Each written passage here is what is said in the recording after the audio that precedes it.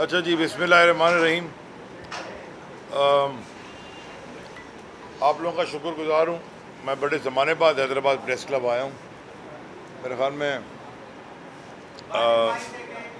जो पहले पिछले हमारा एक जलसा हुआ था, उसके बाद मेरा ये हैदराबाद प्रेस क्लब में प्रेस कॉन्फ्रेंसेस तो की हैं, लेकिन प्रेस क्लब में पहली दफ़ा आना है, तो आप लोगों का शुक्रगुजार हूँ।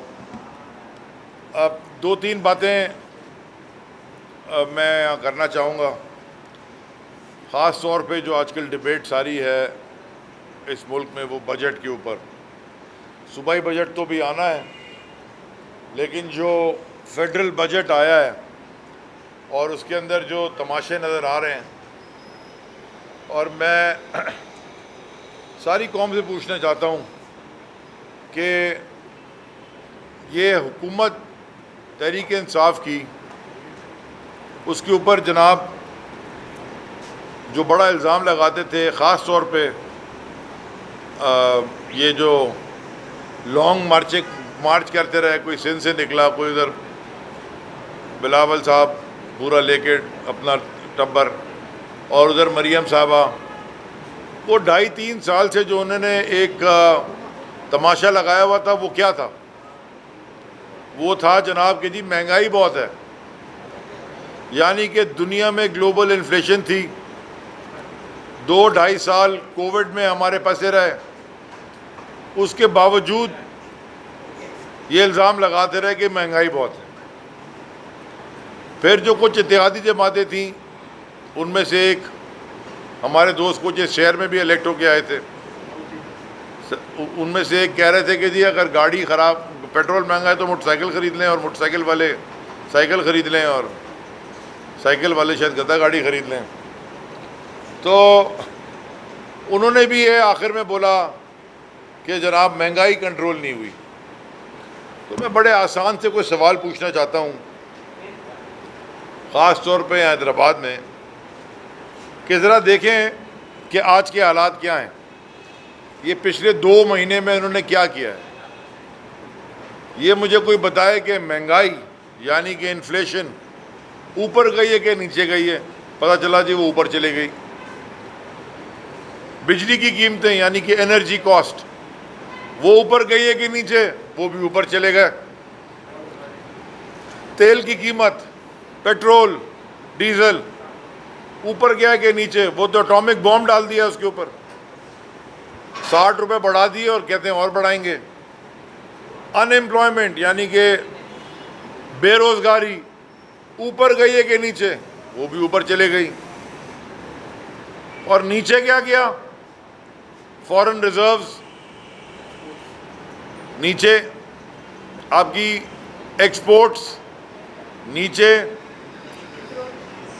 आपकी इंटरनेशनल क्रेडिट रेटिंग मूडीज की और बाकी ऑर्गेनाइजेशंस की नीचे, आपकी स्टॉक मार्केट वो भी नीचे, आपकी मैन्युफैक्चरिंग वो भी नीचे, सारी चीज़ें तो नीचे चले गई, फॉरेन रिजर्व्स इंक्लूडेड, और महंगाई खुद ऊपर चली गई।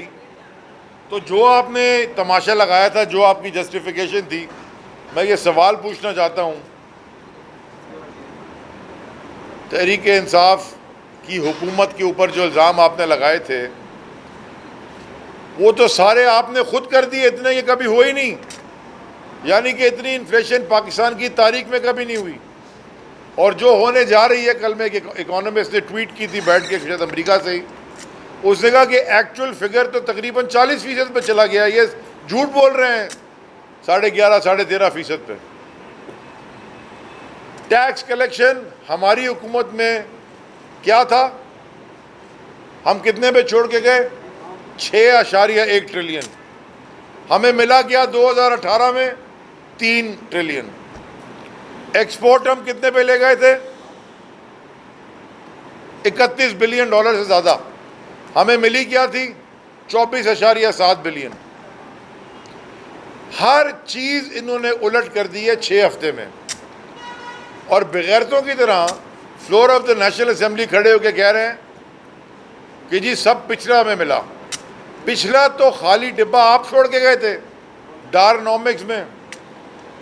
और उसके बाद क्या होता है इनकी हुकूमत आने के बाद, कि जितनी भी पाकिस्तान की और इंटरनेशनल एजेंसीज हैं वो कहती हैं जी जीडीपी ग्रोथ रेट आपका 6% पे पहुंचने वाला था, कोविड के बावजूद चीज़ें ठीक हो गई थी। तो फिर ये जो पूरी एक बाहर की साजिश हो के जो रजीम चेंज हुई है फॉरेन फंडेड, जिसमें ये सारे साजिशी मुलव्विस थे, इसका फ़ायदा क्या हुआ आवाम को? आवाम को आपने डुबा दिया। लोग जो हालात जा रहे हैं, मैं आपको यहाँ हैदराबाद प्रेस क्लब में बैठ के बता रहा हूँ, अगर यही इसी तरह के हालात चलते रहे, जो हैंडलर्स हैं जो इस सारी कहानी के तमाशे के पीछे थे, जी जरदारी, और ख़ास तौर पे वो तो ख़ुद कहता है बिलावल कि सारा काम जरदारी हाउस से हुआ, जरदारी खुद कहता है कि जी हमने किया और जो बाइडन बड़ा अच्छा दोस्त है मेरा। हाँ, ये प्रेस कॉन्फ्रेंस की थी उसने। तो भाई अगर अच्छा दोस्त है तो फिर IMF से अभी तक नेगोशिएट क्यों नहीं हो रहा कॉन्ट्रैक्ट?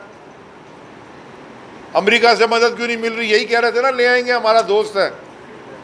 यही कह रहे थे कि बाकी सारे लोगों से हमारी मदद आ जाएगी, कि जी तहरीक इंसाफ की और इमरान खान साहब की फ़ॉरेन पॉलिसी पे, उस हुकूमत की फ़ॉरेन पॉलिसी पे तनकीद कर रहे थे जो आज से 2.5 महीने पहले यानी कि 22 मार्च को 57 इस्लामिक मुल्कों के फ़ॉरेन मिनिस्टर्स की OIC कॉन्फ्रेंस कराती है, दूसरी दफ़ा, जिसमें चाइनीज़ फ़ॉरेन मिनिस्टर आके की नोट स्पीकर गेस्ट तकरीर करता है।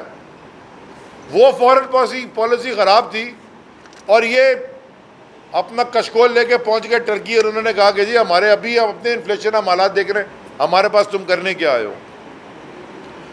सियासत में और गवर्नेंस में जो सबसे इम्पोर्टेंट एक चीज़ होती है उसको अंग्रेज़ी में कहते हैं एंटिसिपेशन, जो एक लीडर को ज़रूरत है। यानी कि आपको प्रिडिक्ट करना पड़ता है हालात को देख के कि आगे क्या होने वाला है, ये आप प्रिडिक्ट करते हैं और उसके हिसाब से आप फैसले करते हैं। यही चीज़ों को दिमाग में रखते हुए प्राइम मिनिस्टर इमरान खान सबको सबसे मशावरत करके, सारे स्टेक होल्डर से मशावरत करके रूस के दौरे पे गए थे। और उस रूस के दौरे में ये गुफ्तगू हुई जो कि कल नहीं 2 दिन पहले जो रूस का पाकिस्तान में कराची में जो काउंसिल जनरल है उन्होंने कह भी दिया कि जी इमरान खान साहब के दौरे रूस में तेल की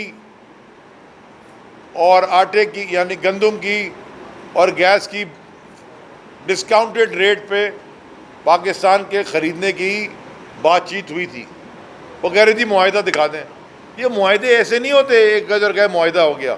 आप बैठते हैं, आपकी बातचीत होती है, फिर आप वापस आते हैं, आप ख़त लिखते हैं, फिर MOU बनता है, कैबिनेट अप्रूव होता है, उससे पहले ही आपने सारा तमाशा लगा दिया। और अब कह रहे हैं मिफ्ता इस्माइल साहब कि जी अगर सैंक्शन नहीं लगे हमारे पे तो हम रूस से सस्ता तेल ले लेंगे। तो क्या हिंदुस्तान पे सैंक्शन लग रहे हैं? क्या श्रीलंका पे सैंक्शन लग रहे हैं? क्या यूरोपियन यूनियन पे सैंक्शन लग रहे हैं? क्या जर्मनी पे सैंक्शन लग रहे हैं? क्या इटली पे सैंक्शन लग रहे हैं? वो सब खरीद रहे हैं। और ख़ुद जाके बिलावल वहाँ कह रहा है बैठ के वाशिंगटन DC में या शायद न्यूयॉर्क में यूनाइटेड नेशंस की प्रेस कॉन्फ्रेंस पे कि इमरान खान का दौरा ठीक था और उनकी फॉरेन पॉलिसी ठीक थी। तो तुम इधर क्या करने आए हो फिर? अगर सब कुछ ठीक था और अब सब कुछ ख़राब हो गया है तो फिर ये हुआ क्यों सारा तमाशा ड्रामा? मैं क्लियरली बताता हूँ, ये जो आपके ऊपर या हमारे ऊपर जो इम्पोर्टेड गवर्नमेंट मुसल्लत की गई है, जिसका हैशटैग दुनिया में नंबर 1 हो गया है इम्पोर्टेड हुकूमत नामंजूर, वो सिर्फ 2 वजूहात से की गई है। एक अंदरूनी वजह है और एक बैरूनी वजह है। अंदरूनी वजह यह है कि ये चोरों के केसेस बिल्कुल पाए तकमील तक पहुंचने लगे थे, ख़ास तौर पे मकसूद चपरासी के, जिसका हार्ट अटैक हो गया जिसको, इंतकाल कर गए वो। और मज़े की बात ये डॉक्टर रिजवान भी इंतकाल कर गए, इन्वेस्टिगेटिंग जो जो ऑफिसर थे। प्रोसिक्यूटर साहब की भी तबीयत ख़राब हो गई। शाहीन सफाई साहब आपकी कम्युनिटी से, उन्होंने परसों एक ट्वीट किया है, अली जैदी आप भी अपना ख्याल करें क्योंकि आप भी माफिया से लड़ रहे हैं। तो ये बाकी सारे लोगों का क्या हो रहा है, ये उन्होंने ट्वीट की है। तो अंदरूनी क्या थी, अपने आप को ये करप्शन केसेस है जिसमें ये बिल्कुल पकड़े जाने वाले थे, उसकी बावजूद कि इन्होंने अपने लोग, अपने ब्यूरोक्रेट्स, अपने पुलिस वाले, अपने अपने हर जगह पे अपने लोग फिट किए हुए हैं, लेकिन वो इतने ब्लैक एंड वाइट, जुडिशरी के अंदर भी इन्होंने तमाशा किया। सारी दुनिया को पता है, रिकॉर्डिंग सुनी है दुनिया ने। और वो कहती भी आई है मरियम के मेरे पास सारे, इनकी भी रिकॉर्डिंग है, उनकी भी रिकॉर्डिंग है। मुझे नहीं समझ आता कि कोई घरेलू खातून बैठ के रिकॉर्डिंग क्या देखती हैं। वो अपनी करप्शन बचानी थी, किसी तरह इमरान खान साहब की हुकूमत को हटा के, तहरीक इंसाफ की हुकूमत को हटा के, ये नैब का जो उन्होंने कानून पास किया ये करवाना था। बाकी कानून में तब्दीली लानी थी ताकि अपने आप को बचा सके। और ये सारे बैरूनी साजिश के हाथ में खेल गए, जो पाकिस्तान की जो अमेरिकन इंडो इज़राइल एक पूरी लॉबी चल रही है, जो पाकिस्तान को तरक्की याफ्ता नहीं देखना चाहती, ये उस बैरूनी साजिश के हाथ में खेले। और इस मुल्क का उन्होंने, जो कि बिल्कुल ठीक ट्रैक पर चढ़ गया था, इकोनॉमिकली भी और गवर्नेंस में भी, इन्होंने उसकी तबाही करने की कोशिश की। लेकिन कौम एक तरफ खड़ी हो गई और ये 3.5 चूहे एक तरफ खड़े हो गए। कौम खड़ी हो गई इमरान खान साहब के पीछे, जहां वो जलसा करते हैं लाखों आदमी निकल आते हैं। पाकिस्तान के बाहर ओवरसीज़ पाकिस्तानियों को भी समझ आ गई है कि यहाँ क्या हुआ। जिनकी बदौलत ये मुल्क चलता है, वो रेमिटेंसेस भी गिरना शुरू हो गई हैं उनकी। तो वो सारी दुनिया ने और सारी दुनिया में पाकिस्तानियों ने देख लिया, पाकिस्तान में भी देख लिया कि ये सारे के सारे फॉरेन फंडेड एक्सपोज हो गए। एक तरीके से अच्छा भी हुआ, क्योंकि जब भी अगला इंतखाब होगा कौम के सामने नज़र आ जाएगा कि बैरूनी साजिश के अंदर मुलव्वस ये 3.5 चूहे एक तरफ होंगे और इनके पीछे इनके आली मवाली होंगे, और कौम सारी तरह इमरान खान के साथ खड़ी होगी। इसलिए ये आज इलेक्शन से भी घबरा रहे हैं। इनके पास कोई मैंडेट नहीं है इस वक्त पब्लिक का। ये इन हाउस चेंज करके आए हैं। सिंध हाउस में जो होता रहा वो सारी दुनिया ने देखा, इस्लामाबाद में, उसी से इन हाउस चेंज करके आए, ख़रीदो फरोख्त करके। और अब इनको समझ नहीं आ रही करना क्या है। कल मिफ्ता इस्माइल साहब से सवाल पूछा गया, फाइनेंस मिनिस्टर से प्रेस कॉन्फ्रेंस में एक सहाफ़ी साहब ने सवाल पूछा कि जी जो 7 अरब डॉलर्स का गैप है जो आपने बजट में IMF का और CPEC का जो फिगर कोट नहीं किया हुआ, वो किधर गया है? और ये जो आपने बजट पेश किया है, इसके साथ आपने डॉलर को किस हिसाब से पैक किया है? यानी कि रेट क्या लिया है आपने डॉलर का रुपए से? बता दें। 250 रुपये लिया है, 260 रुपये लिया है, 100 रुपये लिया है, 200 रुपये लिया है, आज का रेट लिया है, जो गिरने जा रहा है वो लिया है, हमें नहीं पता क्या होगा। तो पहले वाले सवाल का कहते हैं कि ये डायरेक्टर साहब बैठे हैं जवाब देंगे, और दूसरे वाले का कहते हैं सवाल का मैं जवाब देना पसंद नहीं करूंगा। यानी कि ये बाहर से पढ़ के आने के बाद 3 साल टीवी के ऊपर झूठ बोलता रहा, बकबक करता रहा बैठ के, मिफ्ता झूठे नंबर्स देता रहा, और उसकी अपनी कंपनी पे मुनाफा बढ़ता चला जा रहा है, और टीवी पे बैठ के कह रहा है जी हालात बड़े ख़राब हैं। उसकी तो अपनी कंपनी का मुनाफा सारी दुनिया को पता है क्या हो रहा था, बढ़ती चले जा रही है। अफगानिस्तान से मनी लॉन्ड्रिंग कर रहा था बैठ के। मैं रोज़ कह रहा हूँ कि भाई मुझे तुम अदालत में ले जाओ ना, मेरे पे डिफेमेशन का लॉ सूट करो, मैं बताऊंगा अदालत को कि अफगानिस्तान से तुम कैसे काले का धंधा करते हो, पैसे की, काले पैसे का, मनी लॉन्ड्रिंग। क्योंकि मैं तो प्रेस कॉन्फ्रेंस में सब कुछ बता दूंगा, होना कुछ नहीं है। जब एक दफ़ा ये अदालत में लेके जाएगा मुझे, फिर मैं बताऊंगा इसको वहाँ जाके पूरी अदालत को, फिर अदालत सवाल पूछेगी। ये अदालत से भी भाग रहा है जैसे साफियों के सवाल से भागता है।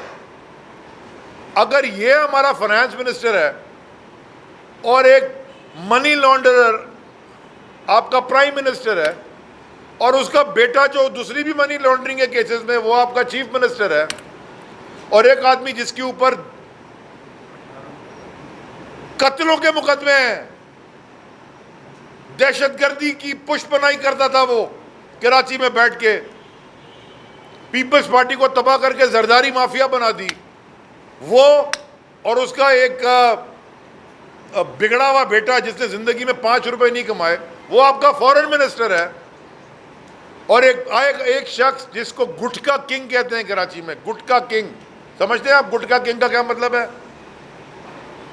गुटका किंग उजैर बलोच के जीआईटी में उसका नाम लिखा हुआ है, कत्ल गारत में मुलव्विस है। वो आपका हेल्थ मिनिस्टर है, और 70% आपकी काबीना बेल पे बाहर है, और बाकी जो रह गए उन सब पे केसेस बने हुए हैं। जाली डिग्री भी है शाजिया मरी की, सीएम जाली डिग्री पे बैठा हुआ है। जिस केस पे आपने फैसल वाडा को फारिग किया, वही केस मुराद अली शाह का है, डुअल नेशनैलिटी का, वही केस उसका है। याद रखें, एक दफा फारिग हो चुका है वो, फिर अपने कजन को लड़वाया अनअपोज्ड, फिर उसे इस्तीफा लेके खुद खड़ा हो गया। वही केस सुप्रीम कोर्ट में उसका फंसा हुआ है, वो नहीं सुन रहे। ये आपके सारे पाकिस्तान के बड़े नामवर डाकू और चोर अगर इस मुल्क के ऊपर हुकूमत करेंगे, मैं आपको बता रहा हूं, इससे भी बुरा हाल हो जाएगा खुदा ना खास्ता पाकिस्तान का। और इसीलिए ये इलेक्शन से घबरा रहे हैं, क्योंकि इनको पता है कि इनके पास कोई सपोर्ट पब्लिक में नहीं है। अब जरा सिंध की बात कर लें, और बल्दियाती इलेक्शन से पहले मैं, ये जो पानी का मसला है, ये तारीख उठा के देख लें। मैं पूरे सिंध के, इस पूरे सिंध की सरजमीन के हर बाशिंदे से कह रहा हूं, आप तारीख उठा के देख लें, जब ये शरीफों की हुकूमत आती है पाकिस्तान में, चाहे ये कोलिशन में हो, दोनों पार्टनर्स इन क्राइम, या अपोजिशन में हो, सूबा सिंध में पानी का मसला खड़ा हो जाता है। खुर्शीद शाह की और उनकी ज़मीनों के अलावा बाकी हारी बेचारे भूखे मर जाएं। ये तारीख उठा के देख लें, ये आप सारे साफ़ी जो बैठे सीनियर, ये आप सब रिपोर्ट कर चुके हैं। आप अपनी जाके खुद पिछले पढ़ लीजिएगा कि ये जब इनकी हुकूमत आई सिंध में पानी का मसला, आज ये हाल हो गया है पानी का कि इसको अगर इमीडिएटली अगर बैठ के सूबों में गुफ्तगू ना हुई और अपनी सियासत ना चमकाई, किसानों को क्या, शहरियों को पीने का पानी भी नहीं मिलेगा। ये याद रखें, मैं आज आपको कह के जा रहा हूँ इस्लामाबाद प्रेस क्लब में, हैदराबाद प्रेस क्लब में, अगर ये ना हुआ, ये तबाही की तरफ जा रहे हैं आप। दूसरा आ जाए इलेक्शन के ऊपर, मैं ये देखना चाहता हूँ, सवाल पूछना चाहता हूँ इलेक्शन कमीशन से भी, ऑनरेबल कोर्ट्स के साथ भी। हाँ, एक चीज़ मैं भूल गया था, मिफ्ता साहब ने एक बड़े मज़े का काम किया। आपको पता है ना वो क्या करते हैं, उनका धंधा पानी क्या है, स्माइल इंडस्ट्रीज़ का। टॉफ़ियाँ बनाते हैं, बबल गम बनाते हैं, लॉलीपॉप बनाते हैं और खिलाते भी हैं पूरी कौम को। इस बजट में जो कलर इंपोर्ट करते हैं, क्योंकि पाकिस्तान में नहीं बनता लॉलीपॉप का, और वो जो बाहर से इंपोर्ट होता है उसके ऊपर ड्यूटी गिरा गिरा के 3% पे शायद ले आए, और सारी दुनिया खामोशी से देख रही है। उनका कितना मुनाफा होगा जाती, वो एक अलग कहानी है। इधर लगा लो ना कुछ, वो तमाशा अलग है। अब आ जाए जी ये लोकल बॉडीज पे। लोकल बॉडीज का ये हाल है कि मुझे ये समझ में नहीं आती कि लोकल बॉडीज की डेट अनाउंस होने के बाद, या किसी भी इलेक्शन की डेट अनाउंस होने के बाद, ये डीसी कैसे चेंज होते हैं हर इलाके में। पुलिस वाले कैसे चेंज होते हैं, एसपी डीआईजी लेवल तक, असिस्टेंट कमिश्नर कैसे चेंज होते हैं? कोई इस मुल्क में कोई पूछने वाला है या ये जरदारी राज चलता रहेगा सूबा सिंध में? ये जो मुराद अली शाह, जिसको मैं कहता हूँ चीफ मुंशी, सीएम माने चीफ मुंशी, पूरे सिंध में दौरे करते घूम रहा है और डेवलपमेंट प्रोजेक्ट्स अनाउंस करते घूम रहा है। क्या ये इलेक्शन की तारीख अनाउंस होने के बाद 2 हफ्ते 3 हफ्ते बाद इलेक्शन है, ये अलाउड है? इमरान खान साहब को तो पर्ची भिजवाई थी आपने जलसा करने पे, हमें भी भिजवाई थी कि वहाँ जलसे पे क्यों गए आप उस हल्के में। मैं तो जाके खाली, जबकि ये पार्लियामेंट ने एक्ट पास कर दिया था उसके बाद तो नोटिस भिजवा रही थी ईसीपी। तो अब क्यों सोई पड़ी है ईसीपी? एक हमारे एमपी है रियाज हैदर कराची में, उन्होंने अपना 8300 पे शनाख्ती कार्ड भेजा। मैंने सारे एमपीएस को सबको कहा कि ये फैलाएं मैसेज पूरे सिंध में कि जी 8300 के ऊपर आप अपना शनाख्ती कार्ड भेज के अपना वोट चेक करें। आप मोहतरम साफ़ी हजरात से भी गुजारिश है, चेक करते रहें, अभी भी घुमा देंगे ये। वो एमपीए का क्या आ रहा है कि उनका इंतकाल हो गया, वो कह रहा है भाई मैं इधर एमपीए बैठा हूँ, उनको कहा जी आपका इंतकाल हो गया, आपका वोट ही नहीं है। सिटिंग एमपीए, कल असेंबली का सेशन है, उसको मैंने कहा डेथ सर्टिफिकेट लेके जाना कि भाई मैं बूथ आया है मेरा असेंबली में बैठने के लिए। ये हाल है एसीपी का। सिटिंग एमपीए रियाज हैदर नाज़ाबाद से, क्या हुआ जी? वो तो इंतकाल हो गया उनको। वो कह रहा है यार मैं इधर खुद ही चेक कर रहा हूँ। ये इलेक्शन कमीशन का हाल है। मेरे अपने घर में मेरे भाई का वोट उठा के जो पता नहीं सारे सदियों से वहाँ दे रहा है, पता नहीं कौन से कोर्ट में फेंक दिया है, उसने कोई ट्रांसफ़र नहीं कराया। अच्छा जी, प्री पोल ड्रिंकिंग का एक और तमाशा,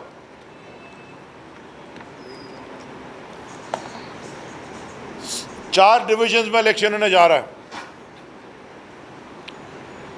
हमारे कैंडिडेट्स को जो तहरीक इंसाफ के टिकट पे खड़े हैं, और मैं आपको ये खुल के बात कर रहा हूँ इसलिए कि वो सारे कोर्ट चले गए, सारे हाई कोर्ट में गए हुए। हमारे कैंडिडेट्स को थ्रेट किया गया, हमारे कैंडिडेट्स को अगवा किया गया। एक को मैंने कहा कि आप छुप जाएं जब तक ये 5 बज जाएं ताकि आपका वो ना हो सके, आपके ऊपर प्रेशर ना डाल सकें। उसका उन्होंने कोई सुराग लगा लिया, उसने कि सिम में अपनी डाल दी।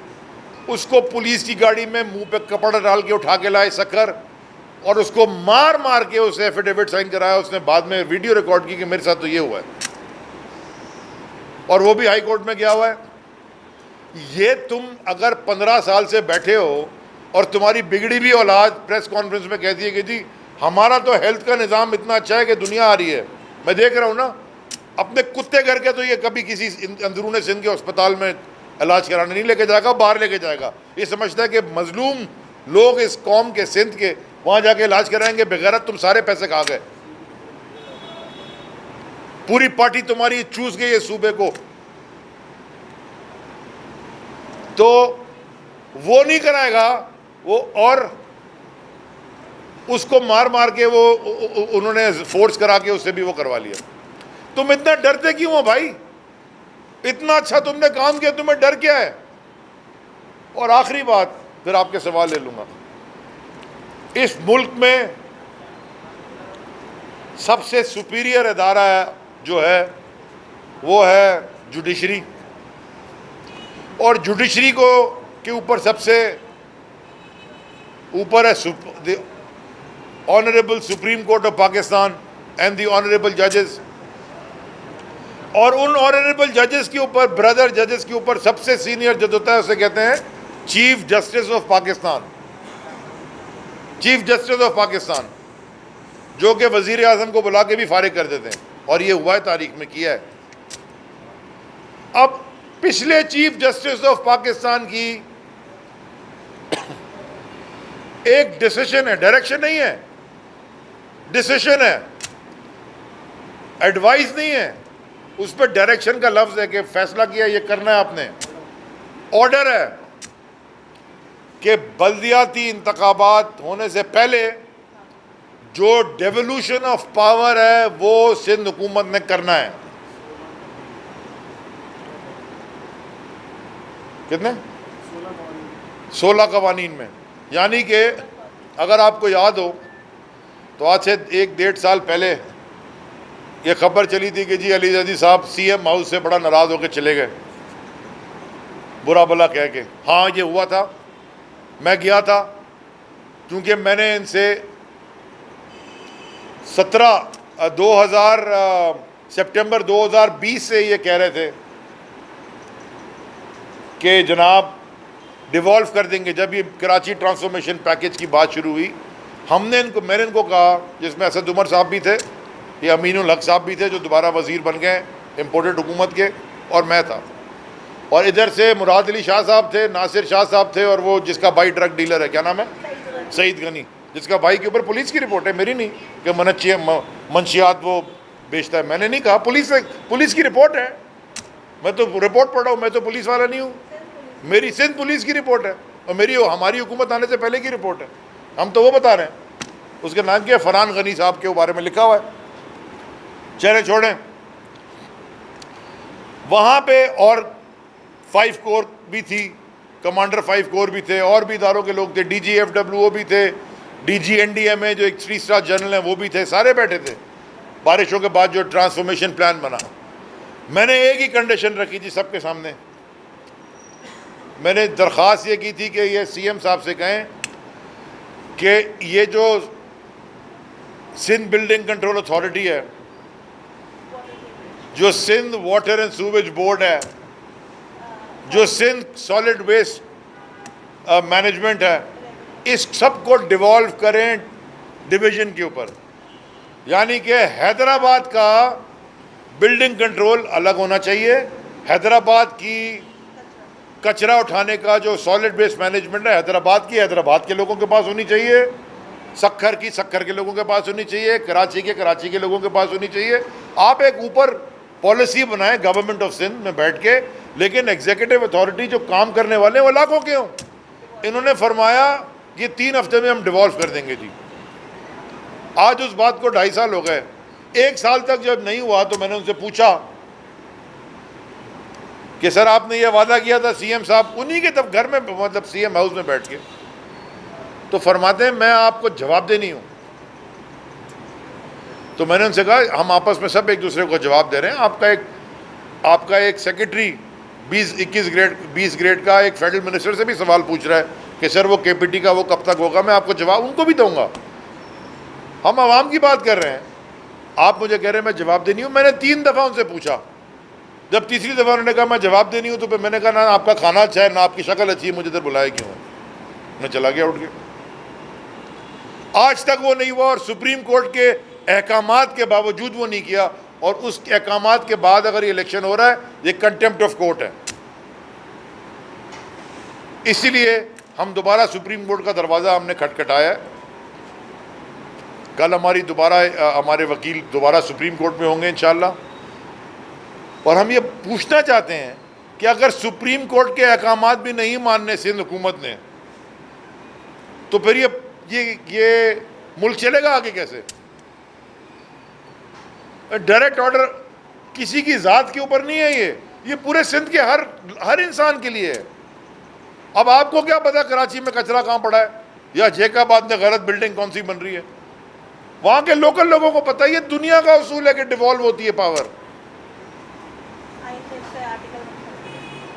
हाँ सिद्रा 140A आइन का आर्टिकल जो कोट किया गया है, कॉन्स्टिट्यूशन ऑफ पाकिस्तान, आइन है पाकिस्तान का, सुप्रीम कोर्ट में उसका फैसला दिया है, वो नहीं किया उन्होंने। तो ये पूरा जो निज़ाम इस मुल्क में चल रहा है, फेडरल गवर्नमेंट में, सूबाई गवर्नमेंट्स में, वो धक्के दे के जी गवर्नर बना दिया। कोई प्रेसिडेंट ही नहीं है कि स्पीकर जाके गवर्नर का ओथ ले और वो दूसरों का ओथ ले। वो 20 आदमी फारिग हो गए, वहाँ 20 इलेक्शन हो रहे हैं, वो अभी भी बैठा हुआ है सीएम बन के, जिसपे मनी लॉन्ड्रिंग के केस हैं। FIA का बंदा हार्ट अटैक से इंतकाल कर जाता है, वो मकसूद चपरासी हार्ट अटैक से इंतकाल कर जाता है, प्रोसिक्यूटर को हार्ट अटैक हो जाता है।